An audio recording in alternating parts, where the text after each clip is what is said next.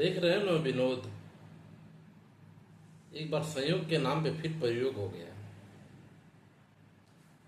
NEET 2026 वाला ये कोई संयोग थोड़ा न था लीक हो जाएगा। ये तो प्रयोग था। वो ठीक बात है कि महामानव के मित्र बोले कि यह सूचना मिलने के जस्ट बाद हम लोगों ने जांच बैठा दी। तो मैं हाथ में चाय लेके इस बात को बड़ी ईमानदारी से कहूंगा कि यह कोई संयोग नहीं, यह प्रयोग था। जब ये लीक की प्रक्रिया सिलसिलेवार चल रही हो, 2024 में हुई हो, 2025 में हुई हो और 2026 में हो रही हो, तो इसका मतलब ये ट्रायल चल रहा था। संयोग तो था नहीं, अचानक से आकस्मिक तो हुआ नहीं। लेकिन जहां जन भावना से खेलने का पूरा गेम प्लान ही हो, तो अपनी नैतिक जिम्मेदारी कैसे ले सकते हैं? सुन रहे हो ना विनोद? माननीय मोदी जी जब 2014 में आए थे तो पूरे राष्ट्र को यह भरोसा दिलाए थे कि जो पिछले 70 सालों में ना हो सका वह मैं करके दिखाऊंगा। यकीनन यकीन किया हम लोगों ने, और 12 साल हुए। आदरणीय माननीय प्रधानमंत्री जी को, हमारे विश्व गुरु जी को, महामानव जी को, वास्तव में जो 70 सालों में नहीं हुआ वह विश्व गुरु के समय में हुआ।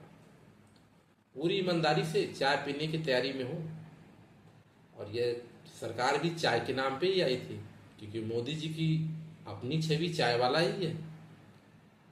वो ठीक बात की बात है कि समय बदलता है तो वातावरण और सब लोग बदल जाते।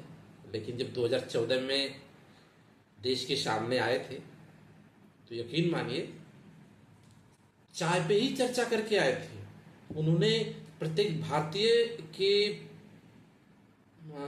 मतलब ये विश्वास दिलाया कि मैं कोई बिजनेसमैन नहीं हूं, मैं भारत माँ भारतीय का पुत्र, चाय बेचने वाला। मेरे पीछे का इतिहास चाय बेचने का है, और देश की जनता ने यकीन किया कि कोई व्यापारी का लड़का तो है नहीं, कोई राजनेता का लड़का तो है नहीं कि चांदी का चम्मच लेके आएगा। भाई मोदी जी एक गरीब परिवार से, अपने माँ का भी उन्होंने जनता के सामने सार्वजनिक किया। माँ तो सबके पास होती है, लेकिन ठीक है, वह सफलता के उस शिखर पे हैं तो उनकी माँ को कोटि कोटि प्रणाम। माँ का भी उन्होंने सबको साझा किया तस्वीरें, हमारी जन भावनाएं जुड़ी। क्योंकि मोदी जी तो इंटायर पॉलिटिकल के स्टूडेंट हैं, इनको पता है कि लोगों की भावनाओं को किस तरह जीतना है। चाय से घर तक, घर से गृहस्थ जीवन छोड़ने की बातें। उसके बाद 70 सालों में हुआ क्या, उसका हिसाब यकीन मानो प्रत्येक भारतीय के मन में यह बात बैठ गई कि जो 70 सालों में ना कर सका वो अब होगा। सुन रहे हो ना विनोद? हुआ भी यार। मोदी जी के आने के बाद बीजेपी का जो ग्राफ बढ़ा। अच्छा एक चीज बताओ, 70 सालों में कांग्रेस का किसी जिले में ऐसा कार्यालय बताओ जो लाखों का हो, करोड़ों का छोड़ो, लाखों का नहीं न बना पाए उन्होंने 70 सालों में। चाय की कसम, 12 साल में मोदी जी ने मुमकिन करके दिखाया। जहां तक मेरी जानकारी है कि हिंदुस्तान का कोई ऐसा जिला नहीं बचा होगा जहां पे करोड़ों का इनका कार्यालय नहीं होगा। बहुत ईमानदारी से काम किया। इनके पीछे का इतिहास कोई ऐसा नहीं रहा है कि ये राजघराने से रहे हों, और इनके लोग भी आम आदमी थे। 2-4 राजा महाराजे बाद में इनके 56 इंच का सीना देख के चले गए, वो अलग बात है। लेकिन जब ये आए थे तो कोई राजा महाराजा इनके साथ नहीं थे।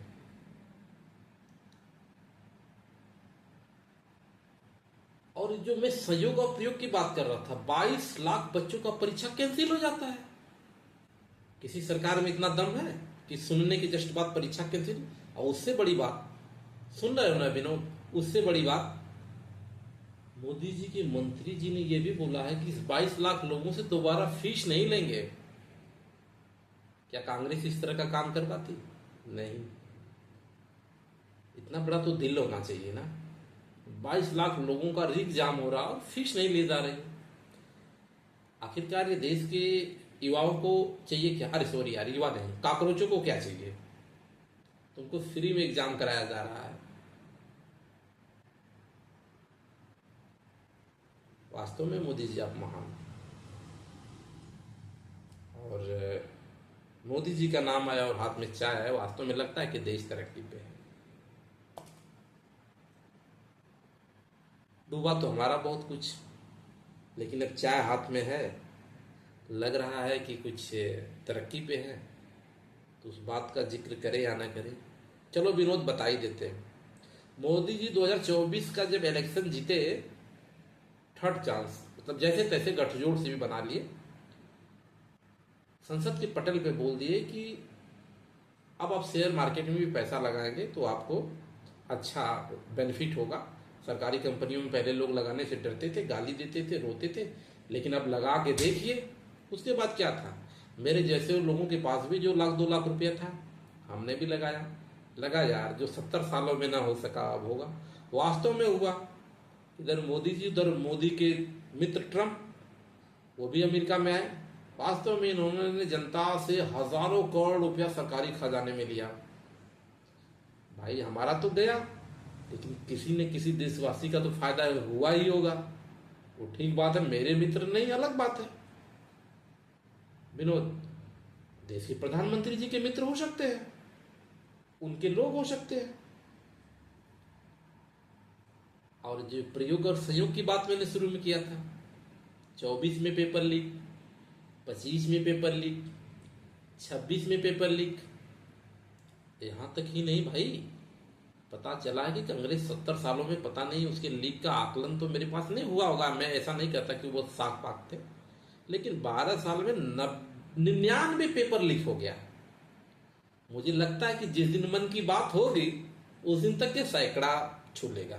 इससे बड़ी कामयाबी क्या हो सकती है? और ये कोई लीक का मामला सहयोग नहीं था मोदी जी, क्योंकि यह बात आपने हमें तो अच्छे से बता दिया कि हर काम सहयोग से नहीं होता है, प्रयोग होता है।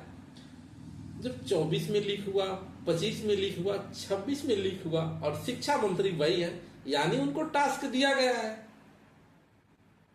भाई क्यों नहीं? अभी तो कार्यालय जिले लेवल पे ही बने हैं, ब्लॉक और तहसील पे तो बाकी है। 70 सालों में कांग्रेस तो नहीं कर पाई, लेकिन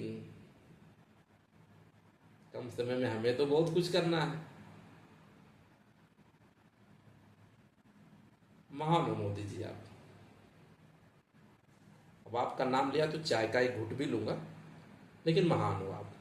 आपने देश की जनता के जन भावनाओं के साथ आपकी अपनी डिग्री के हिसाब से बिल्कुल सही सलूक करते हो। इंटायर पॉलिटिकल की शायद आपकी डिग्री है, हम लोग तो पॉलिटिकल पढ़े हैं और हम लोग सोशियोलॉजी के छात्र रहे हैं। मेरे सामने प्रोस्पेक्ट में इंटायर पॉलिटिकल नहीं आया था, नहीं तो मैं देश के प्रधानमंत्री को आइकॉन मान के वो डिग्री भी मैं लेता। बट आपने इतनी अच्छी डिग्री लिया था तो जनता के सामने भी आपने जन भावनाओं से खेला। आपने पहले शेयर मार्केट में पैसा लगवाया, फिर देश के हालात भी खराब हुए, कई बार पड़ोसी मुल्क से हमारे वार लगे, और उसमें तो देश की सेना भारत की, चाहे आप रहे हो मोदी जी, चाहे पिछली सरकार रही हो।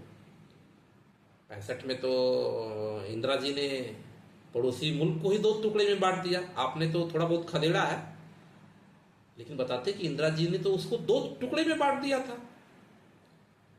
तो इस मामले में तो अभी कांग्रेस आपसे आगे है। वो ठीक बात है कि इस समय मल्टीमीडिया का टाइम है, तो सारी चीज़ें वो दब जाती है, आपकी चीज़ें आ जाती हैं, वो होना भी चाहिए समय के साथ। पैसे भी तो आप खर्च कर रहे हो मीडिया के ऊपर, खर्च ज़्यादा। ये जो स्कीम हुआ है ना, नीट वाला, हज़ारों करोड़ का स्कीम है, या आम जनता के बीच में प्रिस्क्रिप्शन चल रहा है कि पैसे कम पड़ रहे थे ब्लॉक और तहसील पे कार्यालय बनाने के लिए, और चुनाव भी तो लड़ना है। धर्मेंद्र प्रधान जी एनडीए में जो बैठा रखे हैं, ठीके वाले से बैठ रहे हैं। अच्छा मोदी जी, एक चीज बताइए, जितने देश में चोर डाकू बदमाश थे, मैं नहीं कह रहा हूँ, आप कहते थे, जैसे असम के मुख्यमंत्री को आपने बोला, अभी जो बंगाल के आपने मुख्यमंत्री बनाए इनको बोला, और बिहार का तो सबको पता है, वो तो 10वीं भी कौन सी वो नई टेक्नोलॉजी से पढ़े हैं, बताते हैं कि वो कौन सा कोर्स किए हैं, बीएफसी कुछ इस तरह से होता है। तो उनकी भी डिग्री का जनता के सामने नहीं पता, क्योंकि ये बड़े लोगों की जो गेम होती है, इनकी पढ़ाई लिखाई भी अलग होती है। आपने सबको अपना दोस्त बना दिया। सिर्फ दोस्त वही नहीं बन पाए जो लूटे नहीं थे, शायद ये भी थोड़ा थोड़ा लूट लेते तो सब, मतलब सब अपने यार। सलूट है मोदी जी आपको, लगे रहो। हमारे पास नहीं है तो क्या हुआ, आपके अपने लोगों के पास तो होना चाहिए। ठीक है, पहले चंगेज खान इस देश को लूटा, फिर कुछ अपने लोगों की धोखाधड़ी, कुछ विश्वासघात, अंग्रेजों को मौका दिया गया। 200 वर्षों से ज़्यादा का समय तक उन्होंने इस देश पे शासन किया। जब एक विदेशी आता तय कर सकते हैं, आप तो अपने हो, करो ना 100 साल तक राज। कप में चाय है नहीं है, चाय तो है, आप राज करो। सोना हम लेंगे नहीं, गाड़ी से हम चलेंगे नहीं, और बाकी आप जैसा निर्देश देंगे वैसा पालन करने के लिए तैयार हैं। और सलूट है आपको, और इसी के साथ सभी देशवासियों को जय हिंद। सभी देशवासियों, हम लोगों ने अच्छा चुनाव किया है, और अब आगे देखते हैं कि क्या निर्देश मिलता है। जय हिंद, वंदे मातरम।